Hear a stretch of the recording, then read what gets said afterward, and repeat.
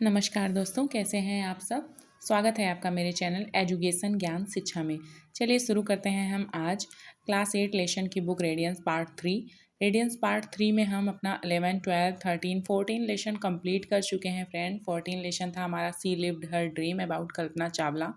14 lessons को complete करने के बाद अब हम आगे बढ़ते हैं। तो हमारा 15th लेसन है द आउटसाइडर। आउटसाइडर मीन्स वैसे तो होता है बाहरी व्यक्ति, अनजान व्यक्ति या फिर पराया व्यक्ति।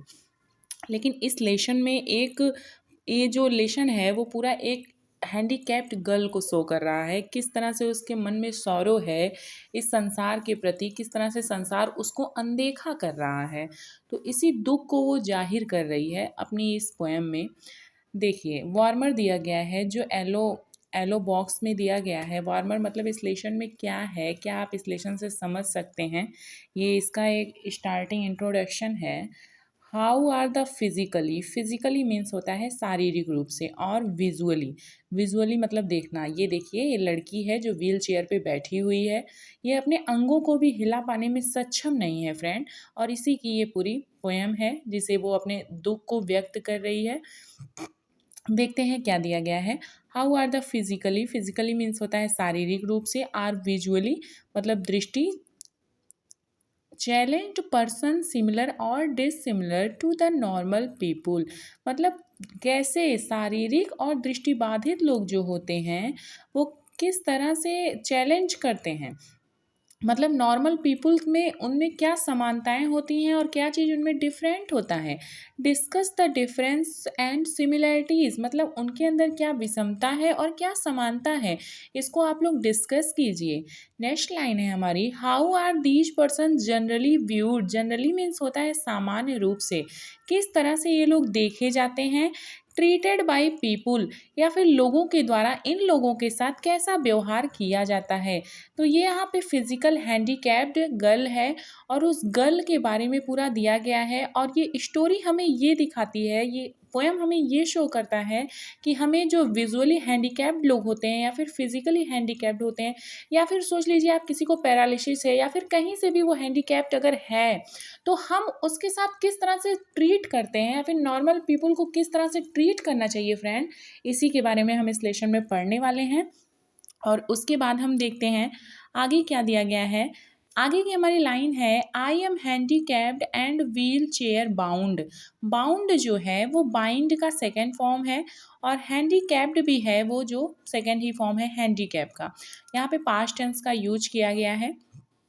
दिया गया आई एम हैंडीकैप्ड मतलब मैं सक्षम नहीं हूँ। ये कुछ वर्ड मीनिंग्स है, इसको आप लोग देख लीजिए। हैंडीकैप्ड मीन्स होता है अक्षम, मतलब मैं इस काम को करने में सक्षम नहीं हूँ। बाउंड मीन्स होता है सीमित या फिर बंधा हुआ। एक्सपेक्टेड मीन्स होता है आशा किया, ये एक्सपेक्ट का सेकेंड फॉर्म है और बाउंड भी बाइंड का सेकेंड फॉर्म है। सेंटली पेशेंस का मतलब होता है कि साधु जैसा धैर्य। शाई मीन्स होता है आहें भरना। थॉट्स मीन्स विचार। स्ट्रेंज मीन्स होता है विचित्र। लाइन्स देखते हैं क्या लाइन्स हैं। आई am handicapped and wheel chair bound मतलब मैं व्हील चेयर की कुर्सी से बंधी हुई हूँ, यानी मेरी क्षमता बस इतनी ही है कि मैं इस कुर्सी पर बैठ सकती हूँ।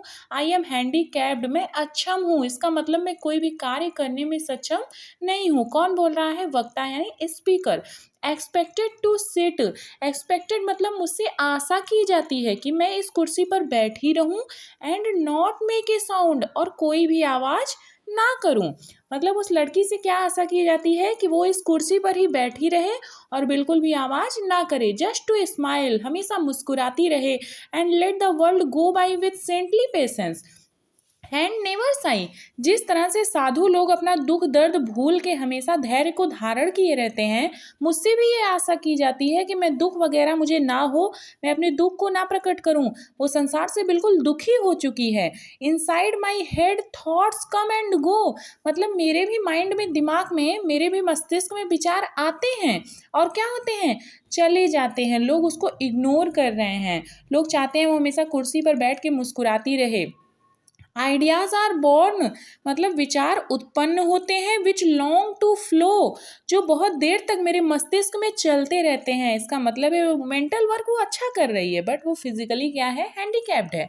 फ्लो फ्रॉम माई लिप्स, मतलब जो विचार है वो मेरे होठों तक भी आ जाते हैं, मतलब वो बोलना चाह रही है। And link me with others, और मैं दूसरों से जुड़ना चाहती हूँ, ये बता कर कि मेरे दिमाग में क्या विचार चल रहा है, मैं दूसरों से जुड़ना भी चाहती हूँ। बट वर्ड्स साउंड स्ट्रैंड, लेकिन जब मैं बोलना चाहती हूँ तो जो आवाज़, जो मेरे मन में जो बातें हैं वो अजीब तरह से आवाज़ निकलती है।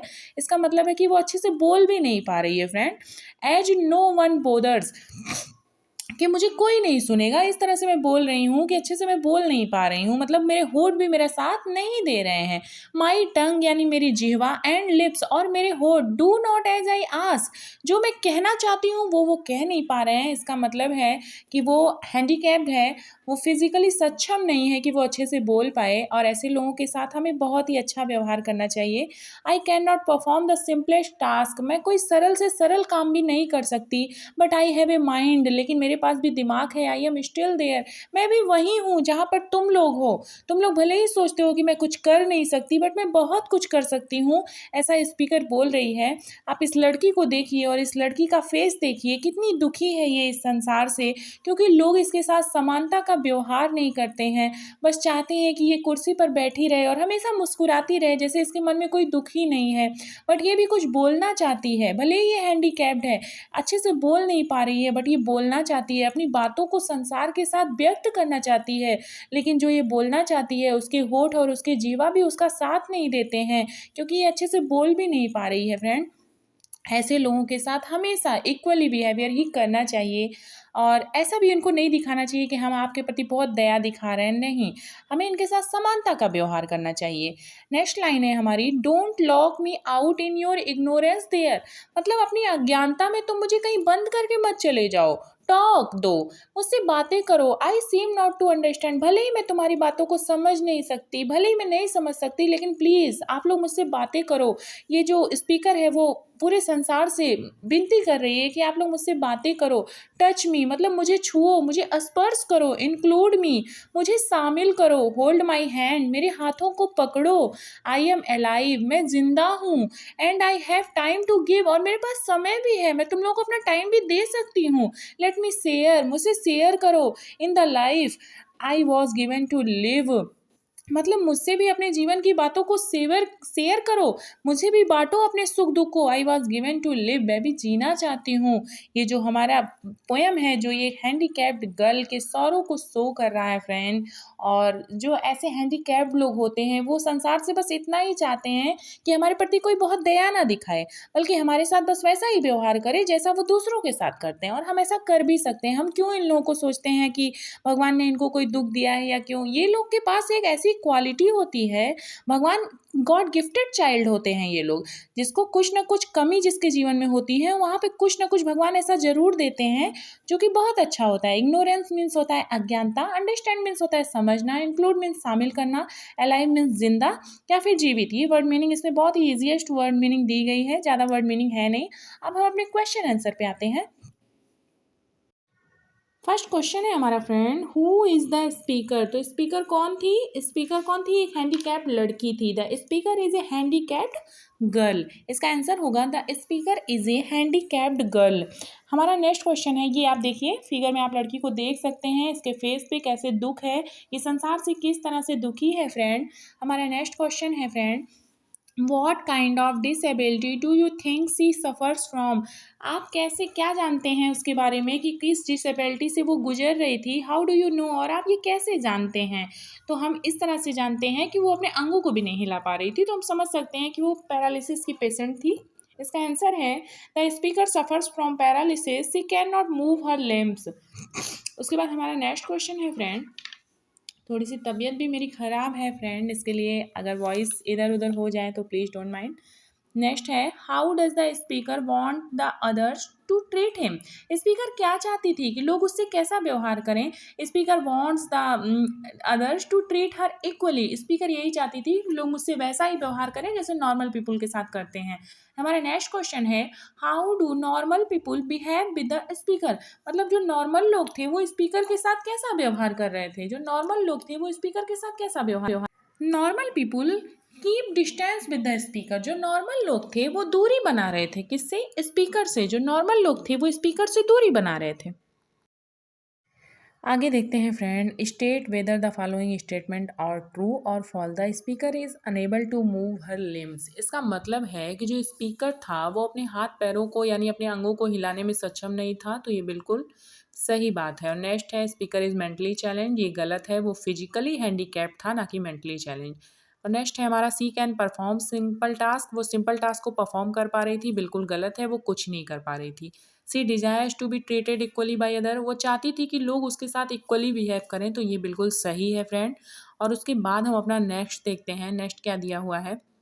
नेक्स्ट दिया गया है, थिंक एंड राइट, यानी सोचिए और लिखिए। Tick right the most appropriate option that complete the following statement and give reason in favour of the option selected.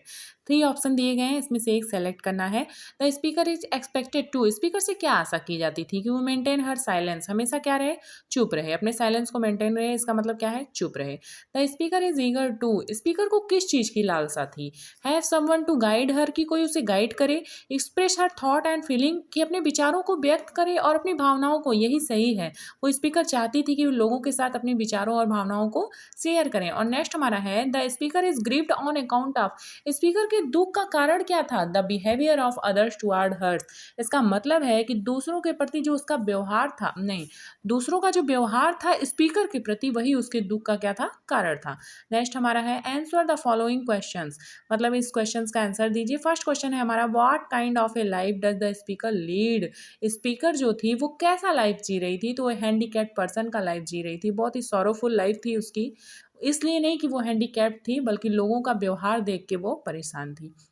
Next question है, वाई डज द स्पीकर से। स्पीकर क्यों कहती है, आई हैव ए माइंड, मेरे पास भी दिमाग है, and I am still दियर, मैं भी यही हूँ। Discuss the state of helplessness. इसका मतलब है कि उसकी असहायता को, उसकी जो अक्षम थी वो कह पाने में, उसको आप डिस्कस कीजिए। The speaker has ideas and thoughts but she can not express them normally. Speaker के पास भी आइडियाज थे, थॉट्स थे, लेकिन वो उसको प्रॉपर तरीके से बोल नहीं पा रही थी, बता नहीं पा रही थी। इसी कारण वो क्या थी, परेशान थी। उसके हाथ पैर भी इसका साथ नहीं दे रहे थे, उसकी होठ और जीवा भी उसका साथ नहीं दे रहे थे। नेक्स्ट हमारा क्वेश्चन है, why does she call the normal people ignorant. इसका मतलब होता है कि साधारण लोगों को उसने अज्ञानी क्यों कहा है। लोग उसे बार बार इग्नोर कर रहे थे और उसके साथ इक्वली बिहेव नहीं कर पा रहे थे, इसके लिए उसने नॉर्मल लोगों को क्या कहा है, ignorant. Normal people do not care. लोग उसकी केयर नहीं कर रहे थे, हर प्रेजेंस, मतलब उसकी उपस्थिति की ओर लोग ध्यान ही नहीं दे रहे थे। एंड इग्नोर्ड हर, और उसे इग्नोर कर रहे थे। सो सी कॉल्स देम इग्नोरेंट। मतलब वो है या नहीं, ऐसा उसे खुद भी नहीं फील होता था कि मेरे होने से किसी को अच्छा भी लग रहा है, तो इसके लिए उन्होंने क्या कहा है, साधारण लोगों को इग्नोरेंट बोला है।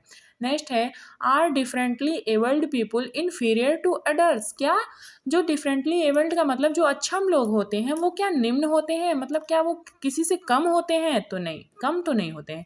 Give reasons for your answer. आप कुछ रीज़न दीजिए, अपने उत्तर में आप कुछ रीज़न दीजिए। तो no, there are by no means inferior to others. ये लोग जो होते हैं वो किसी से भी कम नहीं होते हैं। They possess the basic instinct of the other people. इनके पास क्या होती है, कुछ अलग ही मूल प्रवृत्ति होती है, मतलब ये गॉड गिफ्टेड होते हैं। मैं तो यही कहूँगी कि जो हैंडीकैप्ड पर्सन होते हैं ये गॉड गिफ्टेड होते हैं। इनके पास कुछ ऐसी स्पेशल क्वालिटीज़ होती है जो जनरल पीपल के पास भी नहीं होती है। They have been great person among them. हमारे बीच बहुत से ऐसे महान लोग हुए हैं, जैसे them such as Braille. Louis Braille को तो आप जानते ही होंगे, जिन्होंने 6 बिंदुओं पर आधारित ब्रेल लिपि बना दी, जिससे अंधे लोग भी पढ़ लिख सकते हैं।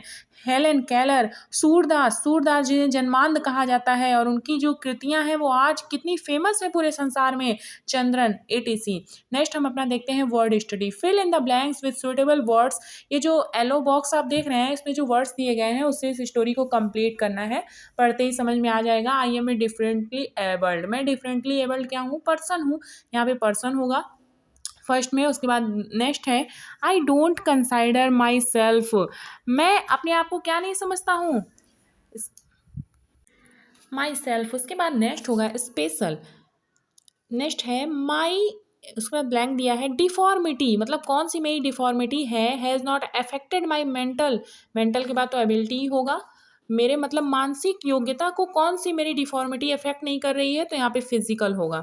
और उसके बाद नेक्स्ट है आल्दो यद्यपि I am to move my body.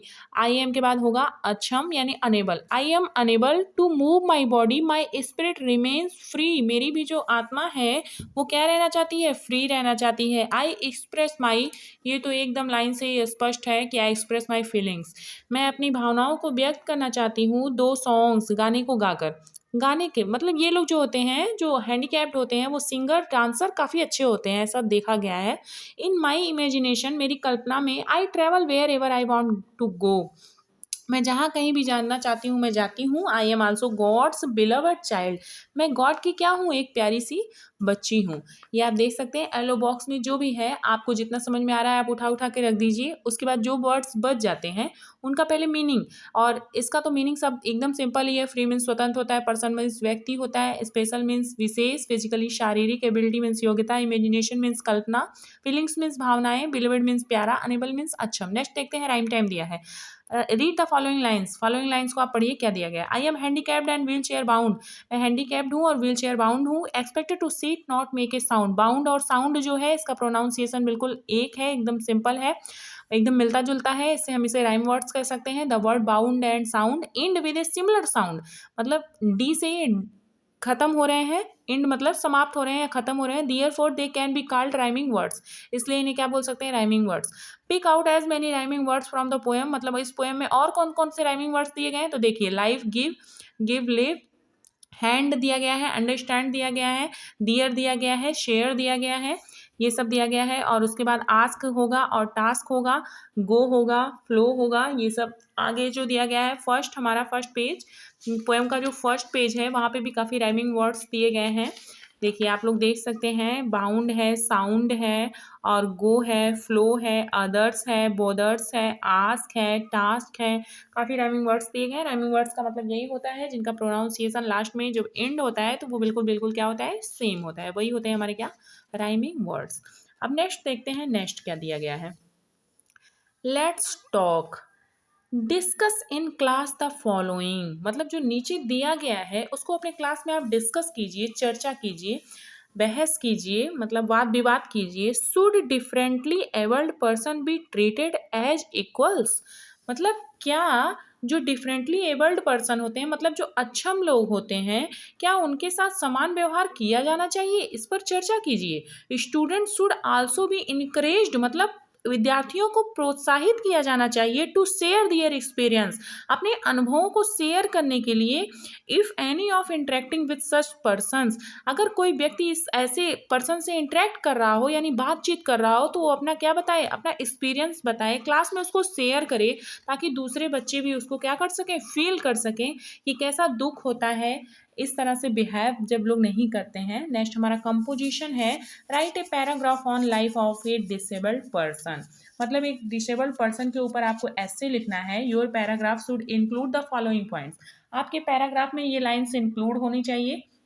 ये जो कुछ पॉइंट्स दिए गए हैं, नेचर ऑफ डिसेबिलिटीज, उस डिसेबिलिटी का नेचर क्या है, पर्सन सफ़र फ्रॉम, जिससे पर्सन सफ़र कर रहा है, मतलब कौन सी प्रॉब्लम है उसको, कहीं हो सकता है वो अंधा हो सकता है वो बहरा हो सकता है वो लंगड़ा हो, और ये कौन सी डिसेबिलिटी है। व्हाट प्रॉब्लम दे फेस, और उन्हें कौन कौन सी समस्या का सामना करना पड़ता है। व्हाट सपोर्ट दे नीड, उन्हें किस चीज़ की सपोर्ट की ज़रूरत है। हाउ पीपल ट्रीट देम, लोग उनके साथ कैसा व्यवहार करते हैं। Responsibility of their society towards them. उसके बाद नेक्स्ट हम अपना ट्रांसलेशन देखते हैं, और ट्रांसलेशन है हमारा, कल मेरे साथ एक अद्भुत घटना घटी। सबसे पहले तो हम देखते हैं ये सेंटेंस कौन सा है, कल घटी थी, इसका मतलब ये पास्ट का सेंटेंस है। पास्ट का सेंटेंस है तो हम टुमारो नहीं लगाएंगे, हम लगाएंगे yesterday. Yesterday a wonderful event decreased. उसके बाद नेक्स्ट हमारा, मैं दफ्तर से लौट रहा था, रही थी, रहे थे जब आएगा, पास्ट कंटिन्यूअस टेंस है।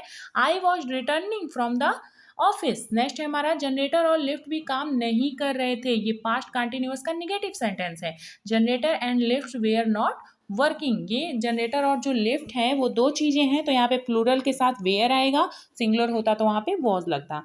मैं अंधेरे में किसी तरह सीढ़ी तक पहुँचा, ये भी पास्ट इंडेफिनिट का सेंटेंस है। I reached somehow in dark till ladder, मतलब मैं सीढ़ी तक कैसे पहुँचा, अंधेरे में पहुँचा। और इसके बाद नेक्स्ट सेंटेंस ये भी इंडेफिनिट का है, इसमें पास्ट के बारे में बात की गई है, इसके पहले वाले में कोई और टेंस था। एक एक टेंस कंप्लीट करता जा रहा है सिलेबस। पहली सीढ़ी पर पैर रखने की कोशिश में मैं गिर पड़ा। I fell down in trying my foot on the first letter. Next है तभी किसी ने मुझे हाथ पकड़कर उठाया, ये भी पास्ट का सेंटेंस है। Then someone raised me hand, वो अनजान व्यक्ति मेरा हाथ पकड़कर मुझे ऊपर लेकर गया। दैट अननोन पर्सन, ले गया, ये भी पास्ट का है। टेक का सेकेंड फॉर्म होता है टू। पास्ट इंडिफिनिट टेंस में हमेशा क्या होगा, वर्ब का सेकेंड फॉर्म लगेगा। That unknown person took my hand and take up. 8वीं मंजिल पर मेरे फ्लैट के दरवाजे पर पहुंचकर मैंने उसे बारंबार धन्यवाद दिया। I thanked him at 8th floor and reached my flat door, ये भी पास्ट का ही सेंटेंस है। आई थैंक्ड के अगेन एंड अगेन भी हम बोल सकते हैं, रिपीटेड भी बोल सकते हैं। तभी बिजली वापस आ गई, ये भी पास्ट इंडिफिनिट का टेंस है। Only then the power came back, come back होता तो क्या हो जाता, ये हमारा वर्ब की फर्स्ट फॉर्म हो जाती है। सेकंड फॉर्म है केम बैक। नेक्स्ट है हमारा मैंने अपने अनजान मित्र को देखा, ये भी पास्ट इंडिफिनिट का सेंटेंस है। आई सा माई स्ट्रेंज फ्रेंड, वो अंधा था। ही वॉज ब्लाइंड, एक अंधे ने मुझे राह दिखाई थी। A blind person showed me the way, यहाँ पे पास्ट टेंस के बारे में बात की गई है। पास्ट टेंस में जो वॉज होता है और वर होता है, ये जो वॉज होता है वो सिंगुलर पर्सन के साथ लगता है एंड आई के साथ लगता है, और बी के साथ आई एन जी लगता है। आई एन जी फॉर्म कब लगता है, पास्ट कंटिन्यूअस टेंस का ही है ये हेल्पिंग वर्ड्स। और पास्ट कंटिन्यूअस टेंस के बारे में बात की गई, पास्ट इंडिफिनिट टेंस के बारे में बात की गई, और इस ट्रांसलेशन में हमने 2 टेंस को भी कंप्लीट कर लिया। साथ ही साथ ये लेशन खत्म होते होते और ये बुक खत्म होते होते काफ़ी सारे टेंस के बारे में हमें बता दिया जाएगा। इस तरह से हमारे सिलेबस में क्या है, इंक्लूड है। और नेक्स्ट हमारा है एक्टिविटी, रिस्पॉन्स सेशन।